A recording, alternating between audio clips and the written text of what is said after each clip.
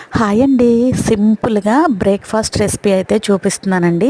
Taste అయితే చాలా బాగుంటుందన్నమాట. ముందైతే ఉల్లిపాయ ముక్కల్ని ఇలా సన్నగా కట్ చేసుకోవాలి. అందులో వచ్చేసి కరివేపాకు, పచ్చిమిరపకాయలు, జీలకర్ర, ఉప్పు వేసి మంచిగా మిక్స్ చేసుకొని ఒక చిన్న కప్పు బియ్యపిండి, చిన్న కప్పు శనగపిండి వేసి నీళ్లు పోసి మరీ పలచగా కాకుండా మరీ గట్టిగా కాకుండా పిండిని అయితే కలుపుకోవాలి. ఆ తర్వాత అందులో చిటికెడు సోడా ఉప్పు వేసి మంచిగా మిక్స్ చేసుకొని ప్యాన్లో ఆయిల్ వేసుకొని ఇదిగోండి ఇలా ఒక గెరిటె పిండి వేసుకొని దాన్ని చక్కగా స్ప్రెడ్ చేసుకోవాలి. ఆయిల్లో వేగి రొట్టె అయితే చాలా బాగుంటుందండి. మేమైతే మా అత్తగారు వాళ్ళ సైడ్ అయితే ఇది ఉల్లిపాయ పొంగలాలు అని అంటారు. మీరేమంటారో కూడా కామెంట్ చేయండి.